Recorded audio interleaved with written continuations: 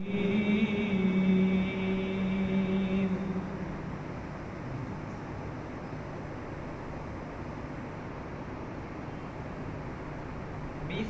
الله الرحمن الرحيم.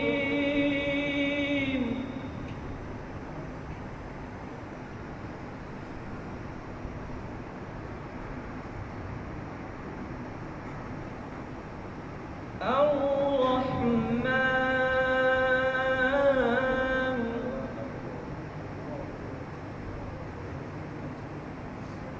علم القرآن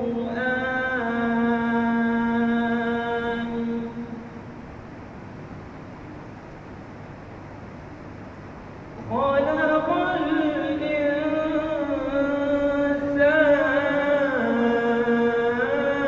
علمه البيان.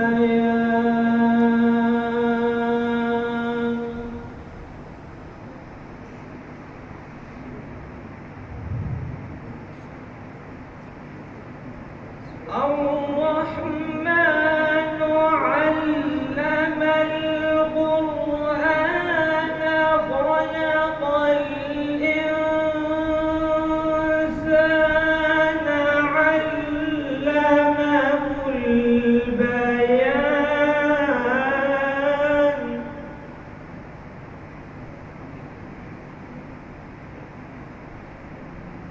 الشمس والقمر بحسبان والنجم والشجر يسجدان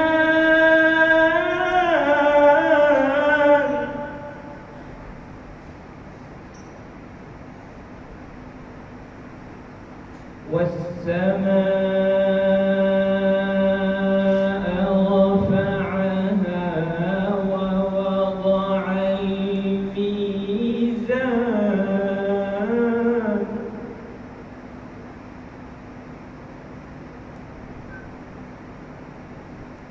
ألا تطغوا في الميزان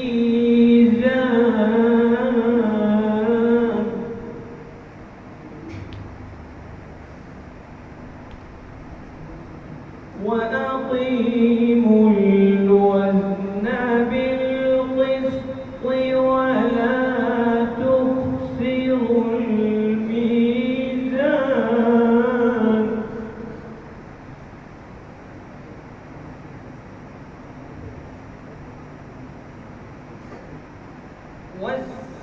والسماء رفعها ووضع الميزان ألا تطغوا في الميزان وأقيموا الوزن بالقسط ولا تخسروا الميزان.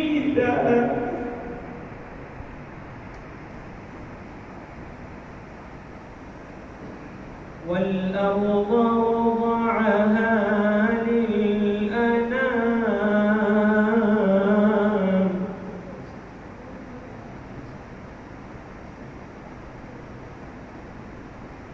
فيها فاكهة والنخل ذات الأكمام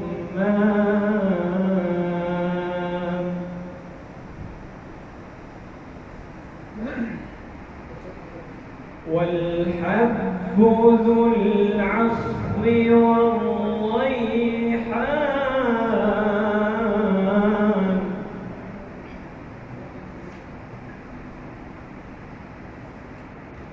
والأرض وضعها للأنام فيها فاكهة والنخل ذات الأكمام والحب ذو العصف والريحان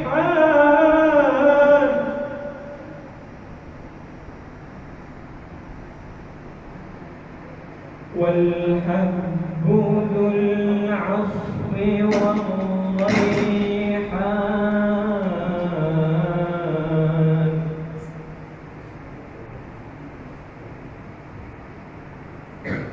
فبأي آلاء ربكما تكذبان صدق الله العظيم.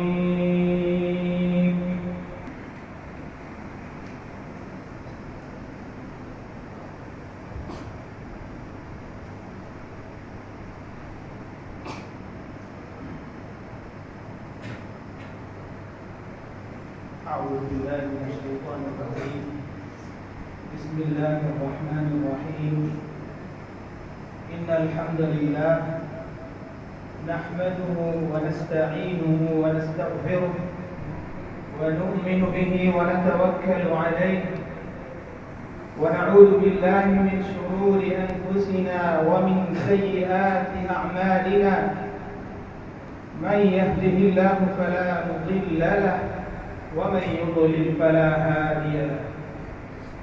أشهد أن لا إله إلا الله وحده لا شريك له وأشهد أن محمدا عبده ورسوله صلى الله على سيدنا وحبيبنا ومولانا محمد وعلى آله وأصحابه أجمعين. أما بعد.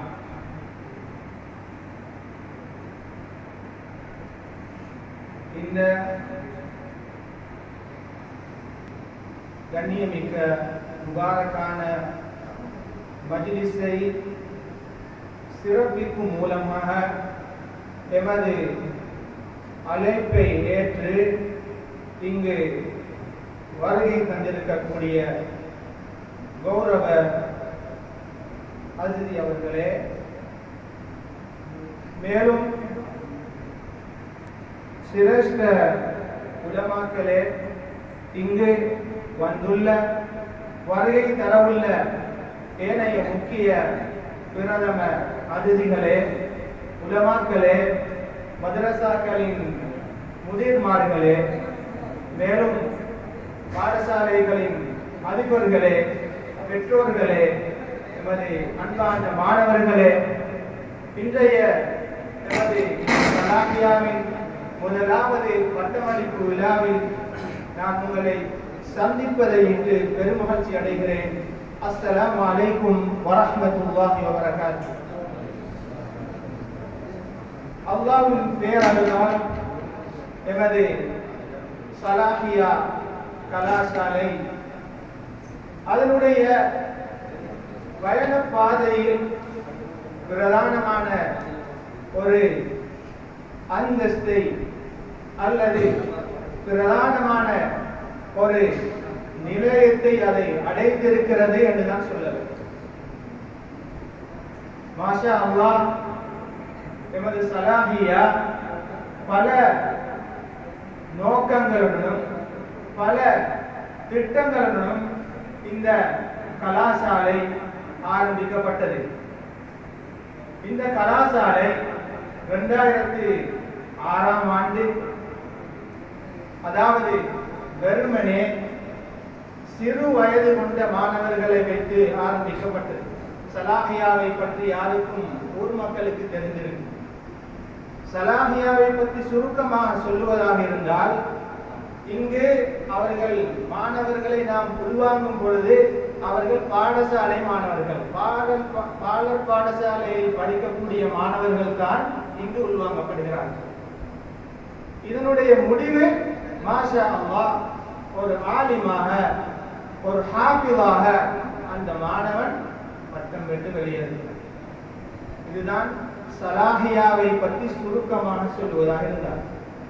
நமக்கு நல்லாக சிந்தனை சென்று பார்த்தால் விளங்கும். இவ்வாறான கலாசாலைகள், இவ்வாறான கல்வி அமைப்பை கொண்ட மதரசாக்கள், பாடசாலைகள் எமது நாட்டை பொறுத்தவரையிலே மிகவும் அரிதானது. நாம் மதரசாவை எடுத்தோம் என்று சொன்னால் மாஷா அல்லாஹ் அவர்கள் அவருடைய பிள்ளைகளை உள்வாங்குவதற்காக வேண்டிய ஒரு வயதிலே இருக்கிறது. பிரிவு மாணவர்களாக இருந்தால் கொஞ்சம் 10, 12 வயது என்ற ஒரு வயதிலே நிர்ணயிக்கப்பட்டிருக்கிறது. அதே போன்று ஷரியா பிரிவு மாணவர்கள் என்றால் அதை விட தாண்டி 15, 16 வயதுக்கு உட்பட்ட மாணவர்கள் தான் உள்வாங்கப்படுகிறார்கள். ஆனால் சலாஹியாவுடைய விசேட அம்சம் என்னவென்றால் இங்கு வரக்கூடிய பிள்ளைகள் யாருமே அந்த வயதில் உள்ளவர்கள் அல்ல. வெறுமனே 3.5 வயதில் இந்த பிள்ளைகள் இந்த கலாசாலையில் இணைந்து கொள்கிறார்கள். மாஷா அல்லாஹ். எமது பிரதானமான நோக்கம் என்னவென்று சொன்னார், இதன் மூலமாக எமது மாணவ சமூகத்தை, எதிர்கால சமூகத்தை நாம் இஸ்லாமிய முறைப்படி எமது கலாச்சாரத்தை பேணி இஸ்லாத்துக்கு இருக்கக்கூடிய மகத்துவங்களை கொடுத்து நல்ல ஒரு தக்வாதாரியாக அல்லாஹ்வை பயப்படக்கூடிய ஒரு இறையச்சம் உள்ள ஒரு தாயியை, ஒரு ஹாஃபிதை, ஒரு பட்டதாரியை இங்கு உருவாக்குவதுதான் எமது சலாஹியாவின் பிரதானமான நோக்கமாக இருக்கிறது. இந்த வகையில் 2006ஆம் ஆண்டு ஆரம்பிக்கப்பட்ட எமது கலாசாலை மாஷா அல்லாஹ் பல அமைப்புகளில் முன்னேற்றம் கண்டு பல கட்டங்களை தாண்டி அதனுடைய முதலாவது பட்டமளிப்பு விழாவை இன்று சந்திக்கிறது. எனவே கண்ணியமானவர்களே, இது ஒரு முக்கியமான ஒரு அம்சமாக இருக்கிறது. அதாவது நாம் இந்த பாடசாலையை, இந்த கலாசாலையை நாம் ஆரம்பிக்கும் போது மாணவர்களுடைய அதிகூடிய வயது 10 அல்லது 11 தான். ஆக உயர்தர வகுப்பு மாணவர்களுடைய வயதில்லை 10 இல்லை என்று சொன்னால் 11. அவர்களை வைத்துத்தான் வெறுமனே 65 மாணவர்களை கொண்டு இந்த கலாசாலையை நாம் ஆரம்பித்தோம். அதற்கு பின்னால் எமது கலாசாலை பல அமைப்புகளில் வளர்ச்சி கண்டு 2 கல்விகளிலும், துனியாவினுடைய கல்வி, ஆகிரானுடைய கல்வி, வேறொரு முறையில் சொல்வதாக இருந்தால் பாடசாலை கல்வி, மதரசாவுடைய கல்வி, இரண்டையும் இணைத்ததாகத்தான் இந்த கலாசாலை காணப்படுகிறது. இது ஒரு முக்கியமான அம்சம். இன்னும் ஒரு விடயத்தை நான் இங்கு ஞாபகப்படுத்திக் கொள்ள விரும்புகிறேன். அதாவது இங்கு எமது நாட்டில் இருக்கக்கூடிய பாடசாலைகளாக இருக்கலாம், மதரசாக்களாக இருக்கலாம், இவ்வாறான ஒரு திட்டத்தின் பிரகாரம் பயணம் செய்வது மிக குறை. ஏனென்று சொன்னால் மதரசாக்களை பொறுத்த மட்டிலே அவர்கள் குறிப்பிட்ட வயதினைகளுடன் மாணவர்களை உள்வாங்குகிறார்கள். அவர்களுக்குரிய அதற்கு தேவையான ஒரு கல்வி திட்டத்தை அவர்கள் தயாரித்திருக்கிறார்கள். அதனுடன் சம்பந்தப்பட்ட வேறு கற்கை நெறிகளை அவர்களுக்கு பூர்ணப்படுத்தி அவர்களை வெளியாகிறார்கள். அவ்வாறு இல்லாமல் பாடசாலைகளை எடுத்துக்கொண்டோம் சொன்னார். பாடசாலை மாஷா அல்லாஹ் இந்த நாட்டில் லட்சக்கணக்கான பாடசாலைகள் இருக்கிறது. அது மத அடிப்படையை சார்ந்ததாக இருக்கலாம், மொழியை அடிப்படையாக கொண்டதாக இருக்கலாம். அது தமிழ் மொழியாக இருக்கலாம், அல்லது சிங்கள மொழியிலாக இருக்கலாம், அல்லது ஆங்கில மொழியில் உள்ளதாக இருக்கலாம். எந்த மொழியில் உள்ளவராக இருந்தாலும் சரி, எந்த மதத்தை சார்ந்தவர்களாக இருந்தாலும் சரி, சாதாரணமாக நமது நாட்டில் நடைமுறையில் மத பாடசாலைகள் இயங்கிக் கொண்டிருக்கின்றன. இது எமக்கு ஒரு ஆச்சரியமான விடயமாக பெரிதாக கண்டுகொள்ள வேண்டிய அவசியம் இல்லை. ஆனால் எமது சலாஹியாவை பொறுத்தவரையில் இங்கு உலமாக்கள் இருக்கிறார்கள், தெரிந்திருக்கும். பாடசாலை கல்விக்கும் மதரசா கல்விக்கும் சமமான அந்தஸ்து. ஆங்கில மொழியை பிரதான மொழியாக கொண்டு பாடசாலை கல்விக்கும், அதாவது எமது ஷரியா பிரிவுடைய கல்விக்கும் சம அந்தஸ்து கொடுக்கப்பட்டிருக்கிறது. எனவேதான் இந்த சலாஹியாவில் கல்வி கற்கக்கூடிய மாணவர்கள் குறிப்பாக 9வது ஆண்டிலே அவர்கள் கிதாபு பிரிவுக்காக சேர்த்துக் கொள்ளப்படுகிறார்கள்.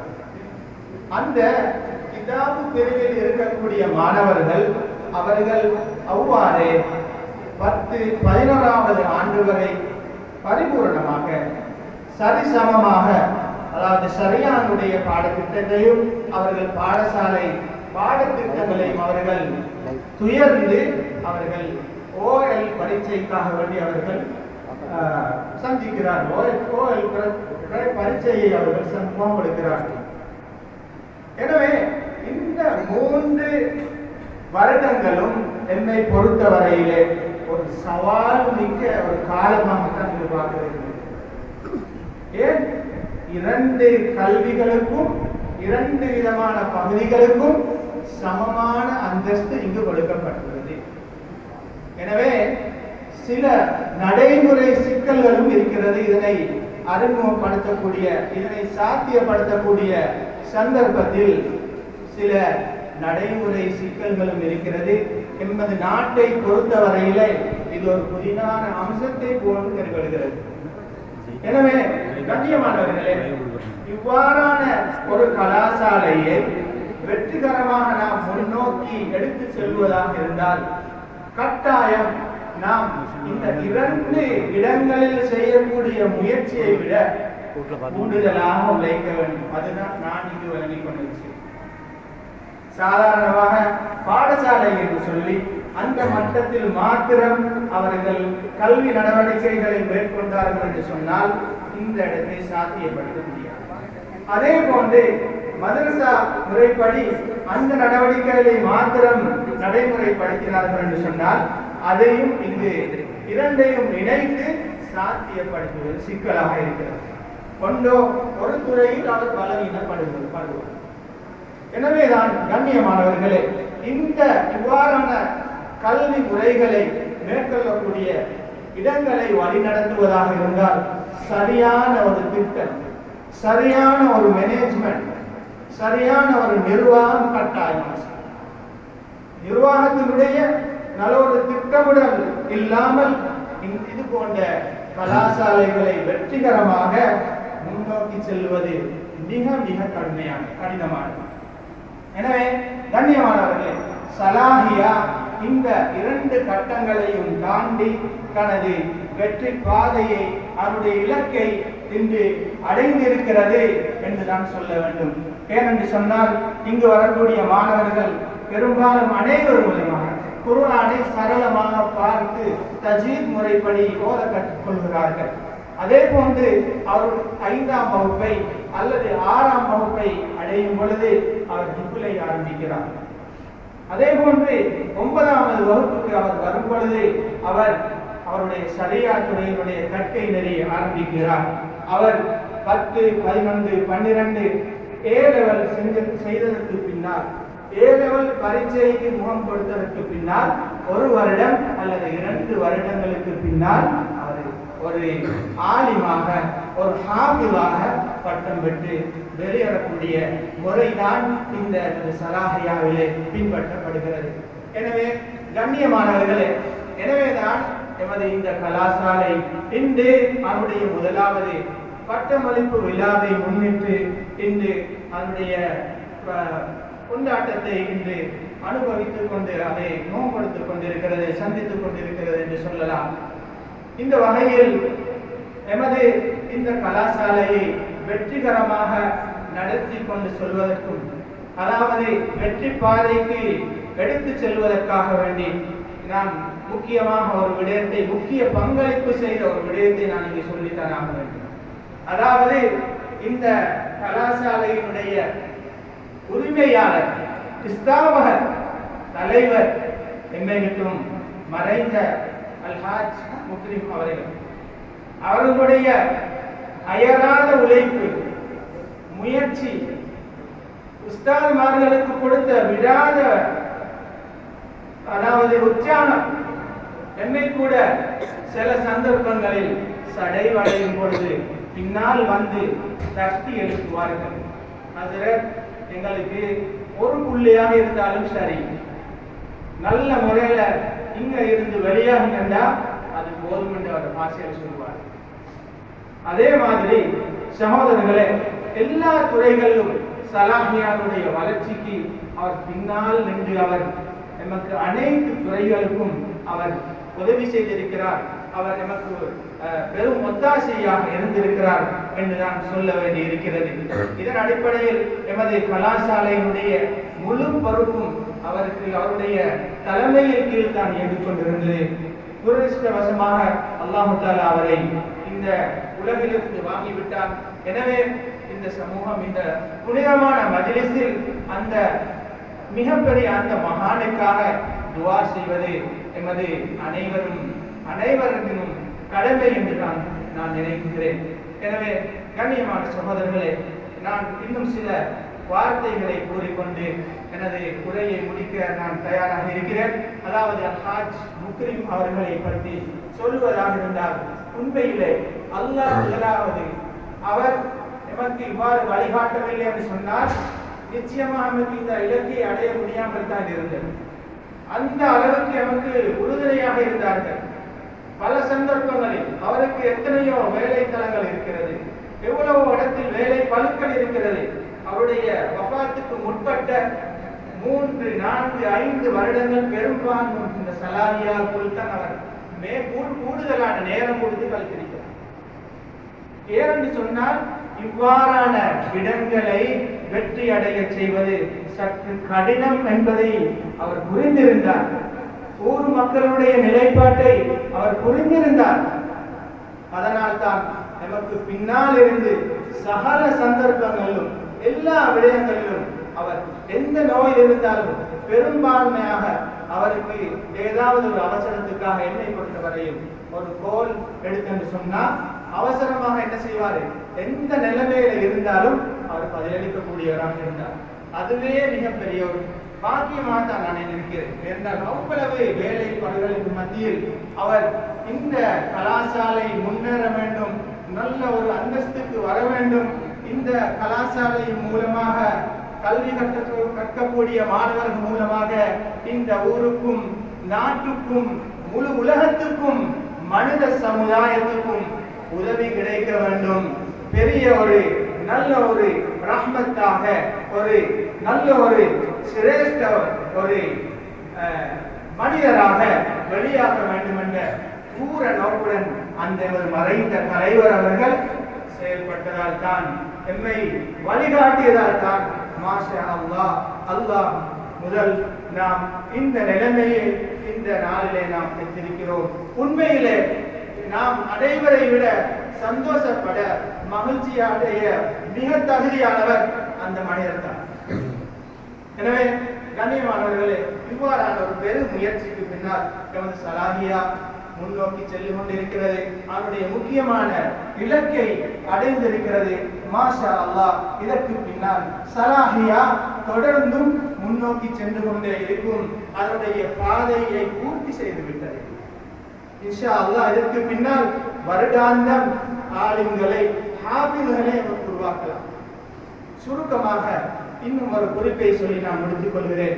எமது சரியாத்துறையை எடுத்துக்கொண்டோம் சொன்னால் கிட்டத்தட்ட இந்த கலாசாலையில் 38 மாணவர்கள் ஹாஃபில்களா குர்ஆனை மனனம் செய்து முடித்திருக்கிறார்கள். 38 மாணவர்கள் குர்ஆனை மனனம் செய்து முடித்திருக்கிறார்கள். இந்த பாடசாலை கல்வியுடன் ஆங்கில மொழி மூலமாக அவருடைய பாடசாலை கல்வியை உயர்வதுடன் இந்த குர்ஆனை அவர்கள் மனனம் செய்து முடித்திருக்கிறார்கள். அதே போன்று அந்த மனனம் செய்த ஹாஃபில்மார்களில் கிட்டத்தட்ட 6 அல்லது 7 பேர் பரிபூரணமான முறையில் அவருடைய குர்ஆனுடைய மீட்டல் விசேட மீட்டல் திட்டம் ஜௌரா இருந்தார் என்று சொல்வார்கள், பூர்த்தி செய்திருக்கிறார்கள். அழகான முறையிலே குர்ஆனை சரளமாக ஓதுவதற்கு மிக திறமையாக ஓதுவதற்கு கற்றுக்கொண்டிருக்கிறார்கள். அதே போன்று இன்னும் குறிப்பாக இன்னொரு விஷயத்தை சொல்வதாக இருந்தால், சில சிறிய வயது மாணவர்கள் கூட குர்ஆனை மதரசாக்களில் கூட அவர்கள் சேரக்கூடிய வரை குர்ஆனை மனனம் செய்திருக்கிறார்கள். அது ஒரு இந்த கலாசாலை கண்ட மிகப்பெரிய ஒரு சாதனையாக நான் கருதுகிறேன். அதில் குறிப்பாக அண்மையாக ஒரு மாணவர் ஹிஃபுல் முடித்தார். உண்மையில் சாதனை. அவர் இந்த வருடம் ஹிஃபுலை ஆரம்பித்தார். மாஷா அல்லாஹ். அனைவருக்கும் தெரிந்த விடயம், நாட்டினுடைய அசாதாரண உலகத்தினுடைய இந்த சூழ்நிலை, பாடசாலைகள் மதரசாக்கள் மிக நீண்ட காலம் அப்படியே மூடப்பட்டிருந்த காலம். அந்த அப்படியாப்பட்ட காலத்தில் கூட அவர் விடுதியில் இருக்காமல் பகுதி நேர மாணவராக இருந்து குர்ஆனை மரணம் செய்து முடித்திருக்கிறார். ஒரு வருடத்திற்கு உட்பட்ட, ஒரு வருடத்தை தாண்டவில்லை, மதரசாவில் சேர்ந்து, அதாவது அவர்கள் ஹாஸ்டலில் இருந்து அவர் ஓதுவதாக இருந்தால் இது ஒரு சாதனையாக கருத முடியாது. ஆனால் இவர் அவ்வாறு அல்ல, வீட்டில் இருந்து இவ்வாறு மதரசா லீவு கொடுக்கப்பட்டிருந்த காலத்தில் சிறந்த முறையில் குர்ஆனை ஓதி, அவர் பாடம் இல்லாமல், பழைய பாடம் கொடுக்காமல், அவர் சபப்பாடம் கொடுக்காமல் அல்ல, அனைத்து பாடங்களையும் திறமையான முறையிலே கொடுத்து குர்ஆனை மனனம் செய்திருக்கிறார். இதுபோன்று பல சாதனைகளை இன்ஷா அல்லாஹ் எமது சலாஹியா எத்துவதற்காக தயாராக இருக்கிறது, அடைவதற்காக தயாராக இருக்கிறது. எனவே நாம் எதிர்பார்க்கக்கூடிய ஒரு விடயம், இந்த ஊர் மக்கள், அதே போன்று கல்விமான்கள், குறிப்பாக இந்த ஊரில் இருக்கக்கூடிய மதரசாக்கள் இது போன்று 2 கல்விகளையும் சேர்த்து இணைத்து செல்லக்கூடிய இடங்களுக்கு அவருடைய பங்களிப்புகளை அவர்கள் கட்டாயம் கொடுக்க வேண்டும். மாஷா அல்லாஹ், அது நடைபெற்றுக் கொண்டுதான் இருக்கிறது.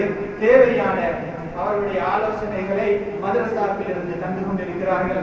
அதே போன்று பக்கத்து மதரசாக்களாகிய ஹிஜ்ரியா போன்ற மதரசா, ஏனைய மதரசாவில் இருக்கக்கூடிய உலமாக்கள் எமது மாணவர்களுடைய தர்பியா நிகழ்ச்சிகளில் கலந்து கொண்டு அழகான முறையிலே எம்முடன் அவர்களும் சேர்ந்து இந்த இடத்தை முன்னோக்கி செல்வதற்காக வேண்டி பல அமைப்புகளில் பல உலமாக்களும் இந்த ஊரில் உண்மையிலே உழைப்பு செய்து கொண்டிருக்கிறார்கள்.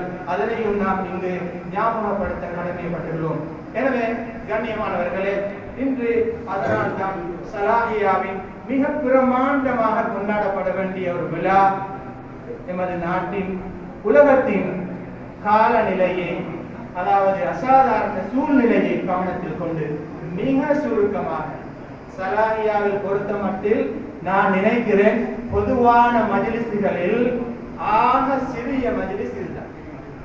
எனக்கு சொல்ல முடியாது இது ஒரு பட்டமளிப்பா அல்லது துவா மஜ்லிஸா என்று உஸ்தாதுமார்களுக்கு கூட சொல்லிக் கொள்ள முடியாத ஒரு திண்டாட்டமான நிலையில் தான் நாம் இருந்து கொண்டிருக்கிறோம். காலம் அப்படியாக இருக்கிறது. மாஷா அல்லாஹ் இருந்த போதிலும் அல்லாஹ் எமக்கு சிறந்த முறையிலே உலமாக்களை இந்த எமது கலாசாலையில் இருந்து வெளியாகக்கூடிய பாக்கியத்தை அல்லாஹ் தந்திருக்கிறான். அல்ஹம்துலில்லாஹ். எனவே எமது இந்த நிகழ்ச்சியை சிறப்பிக்கும் மூலமாக எமது அழைப்பை ஏற்று இங்கு வருகை தந்திருக்கக்கூடிய கௌரவ விருந்தினர்கள், அதாவது குறிப்பாக அஷேக் மௌலானா மௌலவி அஷேக் ஷேகுர் ரஹ்மானி ஜிப்ரி ஹஜரத் ஹபிதவுல்லாஹ் அவர்கள், எமது மரியாதைக்குரிய கௌரவ அதிதி அவர்களை நாம் இங்கு பெரும் மனதுடன் நான் அவரை வரவேற்கிறோம். அவர் குறிப்பாக எனது உஸ்தாதுமார்களுடைய உஸ்தாதாக இருக்கிறார். அவரை பற்றி சொல்வதாக இருந்தால் பல சிரமங்களுக்கு மத்தியில் கஷ்டப்பட்டு எமது அழைப்பை ஏற்று பல சிரமங்களை சந்தித்து அவர் மாஷா அல்லாஹ் வந்து சேர்ந்திருக்கிறார். அவரை நாங்கள் எமது அன்புடனும் நாம் அவர்கள் பெரும் எதிர்பார்ப்புடனும் சந்தோஷமாக நான் அவர்களை இங்கு வரவேற்பதற்கு கடமைப்பட்டுள்ளேன்.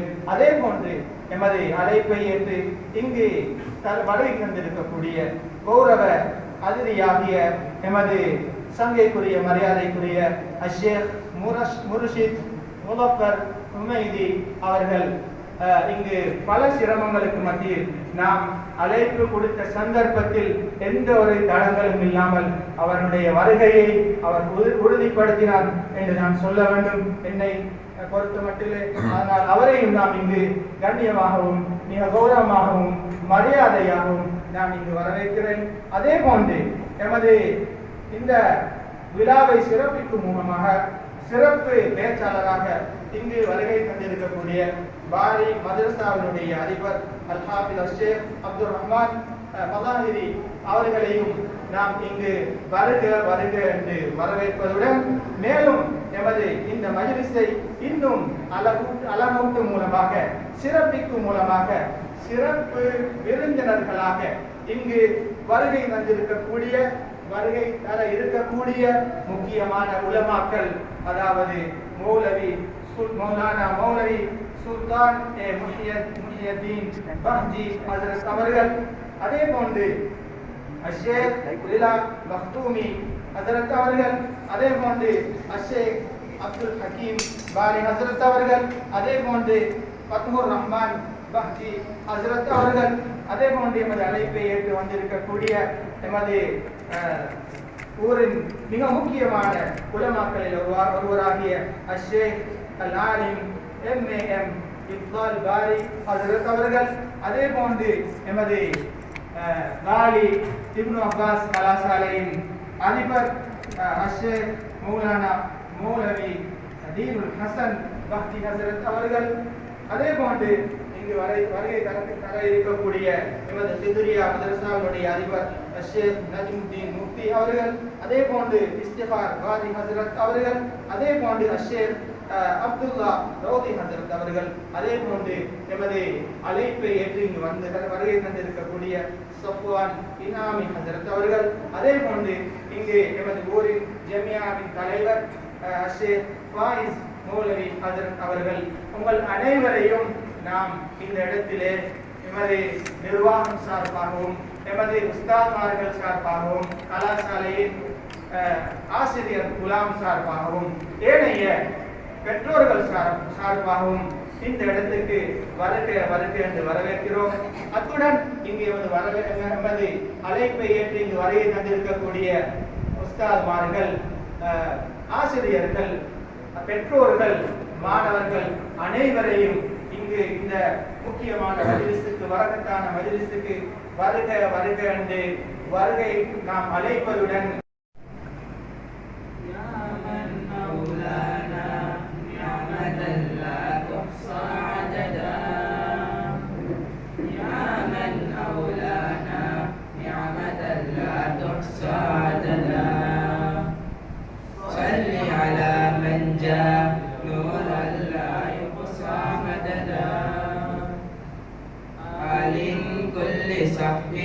كل من جاء متبعا آل كل صحب كل من جاء متبعا ولك الحمد يا رحمن نشكرك أبدا يا من أولانا نعمة لا تحصى عددا صل على من جاء نورا لا يحصى مددا كلية هي تسمى فينا صلاحية يا الشهراء كلية هي تسمى فينا صلاحية يا الشهراء تقعد فينا حفلة خير وهي لنا كانت بشرى مدينة مدينة هي تدعى وليجما تخدم بشرا تنشر دينا يحفظها الله دوما ينصرها نصرا يا من أولانا نعمة لا تحصى عددا صل على من جاء نورا لا يحصى مددا أسسها من سمي بالمكرم هو فينا مكرم حقا أسسها من سمي بالمكرم هو فينا مكرم حقا صاحب فضل وافر شكر من هو خالق الخلقا حيا مبارنا حيا مبارنا وله مثوبة أعطاه رب فوق عداه يرزقه الجنة أجرا يكرمه الأخرى يا من أولانا نعمة لا تحصى عددا صل على من جاء نورا لا يحصى عددا يا من جاءوا حفلتنا من علماء هم فينا كرماء يا من جاءوا حفلتنا من علماء هم فينا كرماء والأعيان والأشراف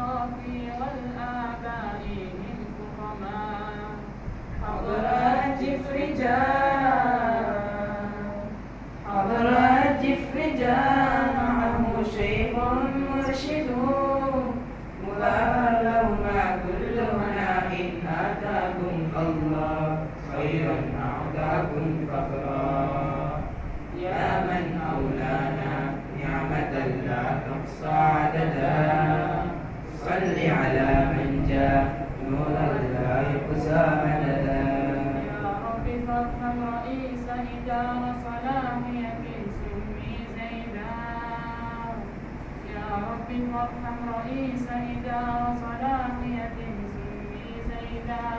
ابن الحاج مكرم يسعى صلاحية مع السعداء.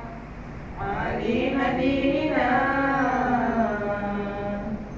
عليم ديننا عبد الرحمن عبد الله خرج منها لهما بشر أهلا مرحبا دوما شكرا أوفارا. يا من أولانا نعمة لا تحصى عددا صل على من جاء نورا لا يقسى مددا. يا من أولانا نعمة لا تحصى عددا صل على من جاء نورا لا يقسى مددا.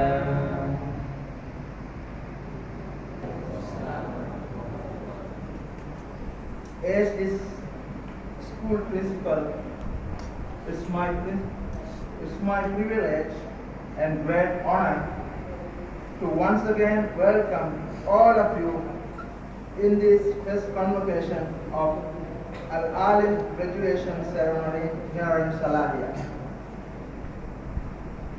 I am delighted to be here and participating this outstanding, colorful gathering. Dua Majlis. Graduates, this is the day of your achievements are recognized. This is the grand ceremony in a quite a formal surrounding. It is the first and the foremost celebration of your hard work and success. Today should be the one of the occasion you always should remember with pride, which I very much hope you will enjoy this. It is honor and pleasure to be involved in this school right from the beginning of the inception of our school. So I am well aware of these two alims, graduates, talents and capabilities. There were 15 students with them when they were in grade 1. I am very proud about that because I was their class teacher on that operation. Today, only these two students had a chance of completing this course along with the qualification of GCE ordinary level and GCE advanced level. Today they are being graduated with the multilinguistic talent as Salahi Al-Alim's first in the history of our school. Their names will be recorded as first graduates of Salahia. Behind all of them, their achievements, there was a gentleman. He is none other than our school late president, Al-Haj Amateur Mukrim. Mr. President, I would like to recognize you, your huge personal contributions. We admire your leadership and the visions which has led to the development of Salahia International School. Not only Salahia, you made important contribution to the whole Muslim community as well as other community too. In fact, these two alim graduates are your achievement that you sowed the seeds in 2006. Now that tree has grown in a gigantic manner. It was you who manured and watered. As a result, it started to give delicious fruits to the whole community. As Almighty wish you You departed from this world, but we cannot raise off from our heart. Your smiling face and services you rendered to the community, it is immense. You started your journey of eternity before the first batch of Al-Alim convocation. Anyhow, your dream will come true when these students get graduated today. But we are unfortunate. We are unfortunate that we cannot hear your inspiring speech today. I am sure and confident on behalf of your your beloved son, Al-Alim graduates, Abdul Rahman Mukrim Salahi, and his grandson, Zaid Mukrim, will address the gathering later in this program. In fact, it was you who planned this program a couple of months ago. Graduates, you have bright future. You have done much more than just work hard for the qualification. You develop your skills and talent in every angle to cater not just for the society but in your personal life too. You will have new experiences when you step out from here. These ceremonies are highlight of you. They are what we do, and why we do. We are proud of you. You should be proud of yourself. Today is the day of celebration. Time to look back, lasting memories. Time to look forward to an exciting opportunity ahead. This convocation marks successful completion in your life and the beginning of the next great venture to work or possibly for the future studies. Now you are alumni of Salahia International School. We would continue our support for you. We would keep in touch with you. The graduate, please use your skills and abilities to develop the benefit of our society. Always encourage the people to do good deeds and discourage them from immoral activities. Enlighten our community to take interest in secular education too. Some of our community members are discouraging this secular education. As a result, our community is being criticized by other communities. For example, if a woman goes to the hospital, she cannot get proper treatments because of language barriers. There are a lack of Muslim women doctors and so on in our society. We must encourage them to pursue in this career too. All the prophets of Almighty encourages their people at that time to strive in seeking the knowledge. There is a famous hadith. Our beloved Prophet Muhammad sallallahu alaihi wasallam pardoned POWs, prisoners of war, in the battle of Badr, as they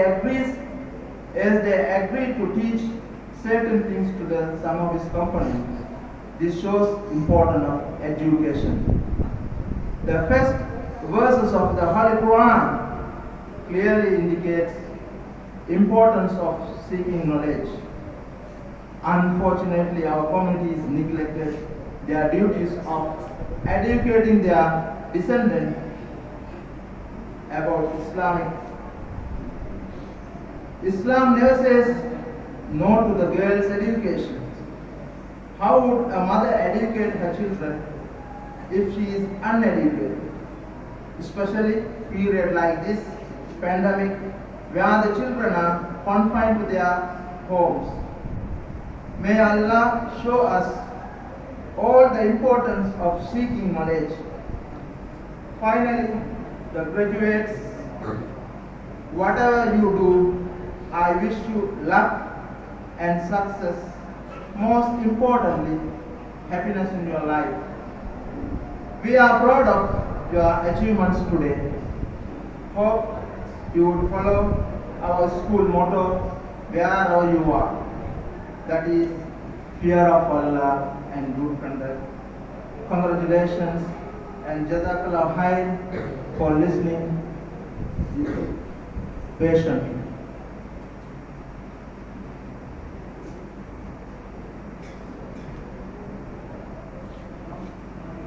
That is our principal sir, Alhaj MKM Ishrat.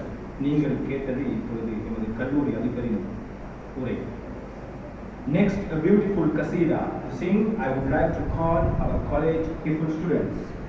நிகழ்வில் அடுத்ததாக உள்ளத்தை உணர்வூட்டி மனதை மகிழ்விக்க இதோ எமது கல்லூரி